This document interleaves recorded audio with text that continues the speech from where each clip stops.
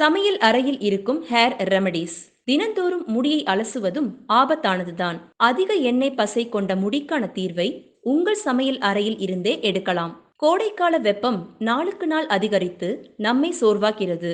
அதிக வேர்வை முடியின் எண்ணெய் பசையை அதிகரிக்கிறது. முடியை அதிகம் அலசினால் அது முடியை சேதம் அடைய செய்யும். வெயில் எல்லா வகையிலும் நம்மை அதிகமாக பாதிக்கிறது. தூசி, வெயில், மாசு நம் சருமத்தையும் உடலையும் அதிகமாக சேதப்படுத்துகிறது. எப்படி நம் சருமத்தை, உடல் சூட்டையும் நாம் பாதுகாக்கிறோமோ அதேபோல் தலைமுடியிலும் கவனம் செலுத்த வேண்டும். முக்கியமாக எண்ணெய் பிசுப்பு இல்லாமல் பார்த்துக் கொள்வது மிகவும் அவசியம்.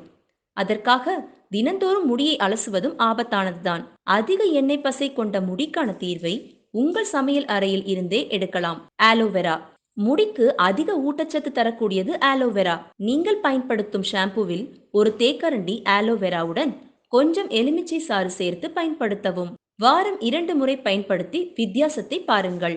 முல்தானி மட்டி. முல்தானி மட்டியில் உறிஞ்சும் தன்மை அதிகமாக உள்ளது. முடியில் இருந்து அதிக எண்ணெய் பசை வெளியேறுவதால் இது நிச்சயம் நமக்கு பயன்படும்.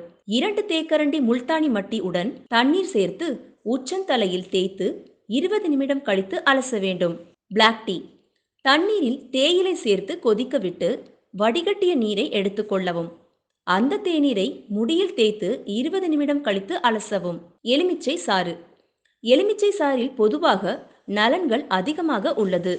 எலுமிச்சை சாறை தண்ணீருடன் சேர்த்து 15 நிமிடம் தலையில் ஊற வைத்து அலசவும். இதுவும் தலையில் இருக்கும் எண்ணெய் பசையை நீக்கி உடலையும் குளிர்ச்சி அடைய செய்யும். முட்டை மற்றும் எலுமிச்சை சாறு. 2 முட்டை வெள்ளை கருவுடன் எலுமிச்சை சாறை சேர்த்து தலையில் தேய்த்து 10 நிமிடம் ஊற வைக்கவும். இந்த அனைத்தும் எண்ணெய் பசையை எடுத்து உங்கள் முடியை பாதிக்காமல் பாதுகாக்கும். இந்த வீடியோ பிடித்திருந்தால் லைக் பண்ணுங்க, ஷேர் பண்ணுங்க, சப்ஸ்கிரைப் பண்ணுங்க. நன்றி, வணக்கம்.